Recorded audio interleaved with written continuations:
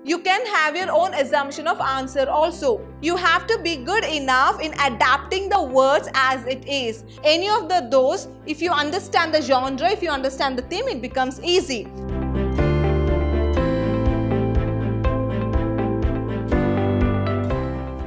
Hello everyone. Before we start, there is a question. Once again, of course, what if we weren't born at all? How would that be the night we sleep and we don't wake up in the morning and we find ourselves in an altar where it's a doomsday? So how would our environment go with? What do we do? Where are we? Do you think that we all are in the heaven? Or probably we all are dead and we are still in heaven amidst the fairies and angels? These are the questions which are kept unanswered, nor we are able to answer one. Neither of those would answer the questions also. But it is not too very difficult when you're explained with the poetry, when you're explained a prose and you fail to answer. That's not I intend to do so. Here, this day, I bring to you yet another poem, Heaven If You Are Not Here on Earth. Most of the original poems would be here. The word here would originally be there. The original poem succumbs with this as well. But when it comes to Kuvempu's Kannada, the original translation doesn't go with here. So we have added here so that it isn't a confusion to you. So now, Kuvempu brings an ideology about Earth. We all say that after death, we go to heaven. It's just a myth. Myth in the sense it can be, it cannot be. It's a way of fantasy. But how would that be if we create heaven on earth? Everything is in our hand. We human beings are very capable of turning a heaven into hell, a hell into heaven. Choice is yours to choose either of those. But I know that nobody would want to create a hell, rather heaven. So how would that be, answering the question in an easy manner?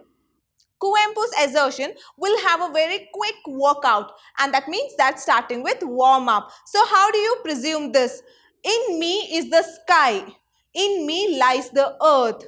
Very simple and straight, which states that sky is in me. I belong to the sky, sky belongs to me, and earth belongs to me, I belong to earth. In the other way around, we have to give back something very nurturing to earth also, in the sense that if we are looking for heaven, let's create one here. I belong to this earth. It's my duty to procure. It's my duty to protect one is what it says. And there can be another meaning also. That's all in you to assume. So let's go forward without further ado. Let's start with 1 mark questions. So what is it all about? We are studying about earth. I believe that you would have watched my video prior to this question and answer session, isn't it? Before you go to a movie, what are you supposed to do? You will understand the cast crew, you will understand the storyline, you will understand the plot, rather you wouldn't know what is the genre about. But it should be the same here also. You should have watched the video to answer these questions. I can't see any of you nodding a yes or no if somebody is sitting interestingly or somebody giving a very harsh look stating, why is this always? But it's my duty, so do yours. So let's start with the first question. I chose green. Let's go green today because it's all about earth and earth alone we are studying, isn't it? So here the first question. According to the poet, who is the poet we are talking about? It's Kuvempu. According to the poet, heaven is. Where is heaven? Heaven is on earth. So this where the answer lies. Heaven is on earth. The second question. Who creates heaven on earth? You can't say Almighty or God. God has created earth. But in earth or on earth, what do we create? On earth, we have to create heaven. So who creates heaven? It's the man. It's we who have to create heaven on earth. Mind you, this can be the compelled question. So you can't say God. God cannot create heaven.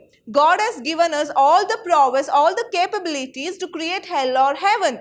So it's left to us, what do we choose? Either of those. So we chose to create heaven on earth. So who creates heaven on earth? God has already created earth. So who will create heaven on earth? It is man who will create heaven on earth. Next question. The poet finds God in. God is omnipresent. God is omniscient. And God is omnipotent. God cannot be seen, but He is present everywhere. He is not directly conversing with us, but He is omnipresent, and also He is omniscient and omnipotent. He is capable of doing anything. So here they throws a direct question. The poet, who is the poet once again here? It refers to Kuvempu, finds God in nature. We say cleanliness is godliness, or cleanliness is equivalent to godliness. So nature, the way nature is, God dwells in nature. God isn't anywhere around, rather nature. So the way nature is kept, if the nature is unkempt, so God cannot be there at all. Wherever you find cleanliness, you will have godly presence there. Next, what does the line heaven lies all over? So when it says, so this is a quote from the text, heaven lies all over suggests. What does heaven lies all over, in the sense that wherever we are, heaven lies. If we think that we can procure heaven, we can produce heaven on earth, yes, we can. So what according to Port is the line suggests? The line heaven lies all over suggests that the beauty of heaven lies in the splendor of harvest and the moonlight night. You can have your own assumption of answer also. You can state that the time heaven was created, the time the earth was also created. But down the earth, we human beings have to create heaven.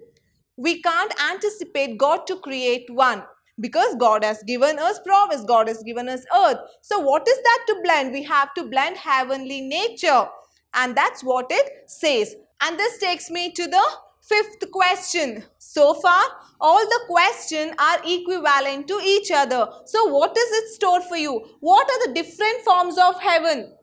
When we say heaven, there is only one kind of heaven. In that, what are the characteristics that you expect? What are the characteristics that you find to be called earth as a heaven? What consists or what constitutes a earth to be a heaven? So what are those? It is roaring stream.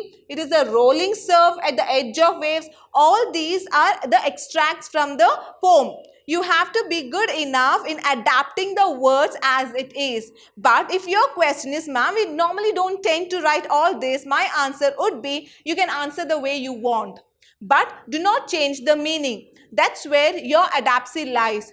You have to adapt the text in such a way that you do not have to change the meaning, but yet you remain with another thought. So that's the beauty of answering. And English is very expressive.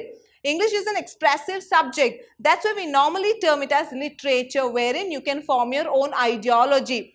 Kuvempu has bestowed his ideology here. Now it's time that you blend your ideology with Kuvempu's, and here you can write the answer that you want. But what are those characteristics? The edge of waves, the tender sunshine, everything that you witness the everyday, or you can say the day you start with the sunrise till the dusk or the nightfall, you can actually write the answer with. And next question, where does the tender sunshine lean? So ma'am, if they ask me, where does the tender sunshine lean, which poem do we have to consider about? In your question paper, they might give you the title of the poem also. So let's see on to the answer. The tender sunshine leans on gardens green with grass. So this is what you are expecting. You have to underline the answer very precisely. Make sure that your writing is legible and it's understanding. Most of you all have this complaint. English teachers are too very confused. They are too very stingy. Darlings, how would we give the marks when it's not legible? You have to be to the point, isn't it? So what is the point all about? You have to understand. Hardly you have 6 or 7 poetry to remember. You can't recite also. This is high time that you give your brain some work, and the answer is coming out of those. Gardens green with grass. That's the answer that you are pondering on. Next, how does the poet create heaven on earth?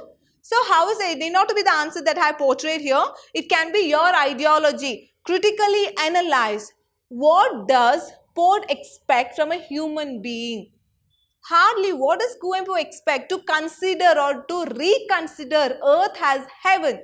If you really want earth to be a heaven, it has to have heavenly characteristic like no violence, you keep your environment clean, no deforestation and nothing such. which will hamper the reputation of nature or hamper or tamper the livelihood.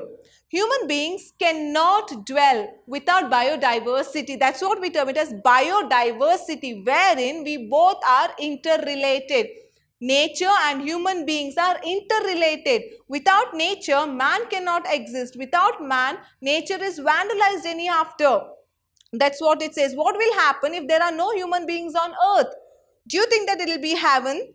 Do you think it will be like just like a paradise? My answer would be no. So that's why we say we both are interlinked or we both are interconnected. When I refer to both, it mentions about the earth as well as the nature. So what does the poet say? We have to imbibe everything. What is that? The beauty of nature. We have to imbibe the beauty of the nature, spilling the nectar of heaven. It need not to be the same as such. Spilling the nectar. When I say nectar, it can be the elixir or sweetness of heaven.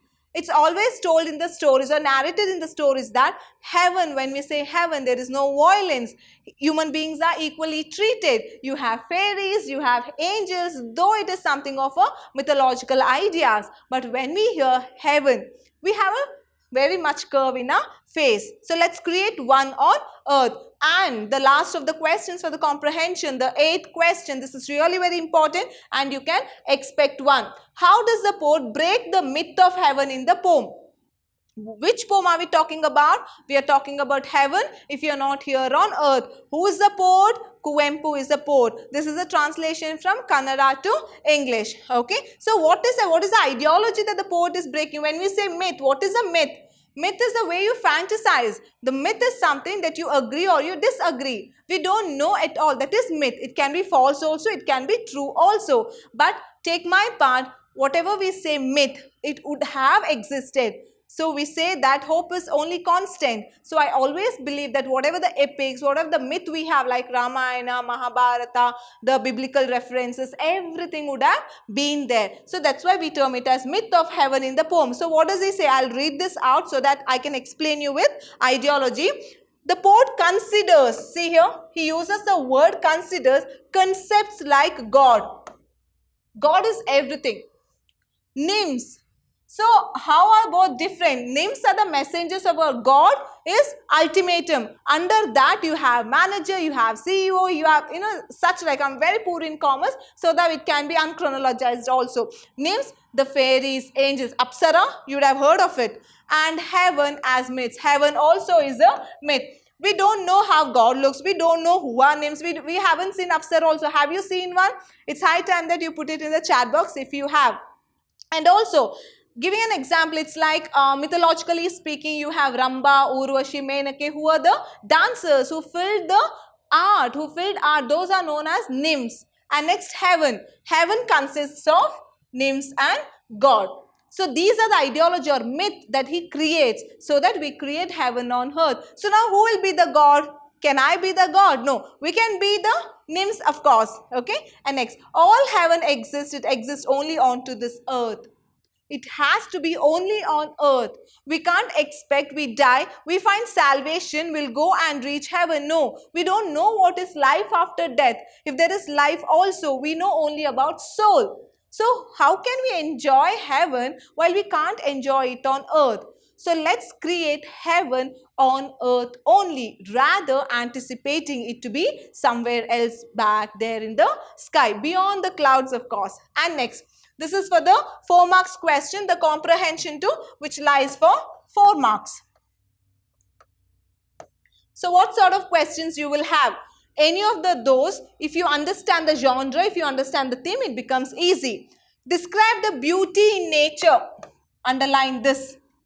Underline this, highlight this, that makes the earth a heavenly place. You can consider anything. You can add all that is needed for your answer. Alright, and when they say describe, you have to be elucidating, you have to be elaborating the idea. So how much can you write? You can make it for 1.5 leaf. 1.5 leaf is what suffice, I would say. 1.5 leaf with the answer, elaborate it with quotes, quotations and whatever possible through the words of Kuvempu. Next question. Why does the poet feel that earth is more beautiful than heaven? Because we haven't seen heaven. Have we? No. Whatever it is here right now. Hell is right here. Heaven is right here. So he says that heaven can only be a myth because we don't know what is life after death. So when we term it as, we say that earth is more beautiful than heaven because earth is palpable. Earth is where we dwell. We have known earth. We know earth since our birth. So why don't we create heaven? What is present right here creates heaven and creates hell also. That's what you have to elaborate it as. Next. So coming to the question paper. You may not find the 1 mark question right away, but in the 4 marks you can find. So where is it? Just check. Yes, it's in the 19th one. How? According to the speaker. Who is the speaker? Are we talking about? We are talking about Kuvempu. Does one find heaven on earth? In heaven if you are not on earth. So this is where you will find the question. So it's in the chronologically ordered, and also you can find it as you study as text. Okay, so what is that? How according to the speaker? How? How is that we can create heaven on earth? It's a very direct question thrown upon you. So I need not to repeat, because unless you have watched my video, unless you have a text, it's very futile that you sit onto the Q&A session only to check if I'm going wrong somewhere. That's not done at all. So you have to have a video watched as well as the text alongside already read. Okay, and that's where we end it up. Heaven if you're not on earth. They would give you the title of the poem also. So 19th one is your question answer, and you have to answer for that. And next, what is that we are studying in the next class? We'll study about water. Be prepared.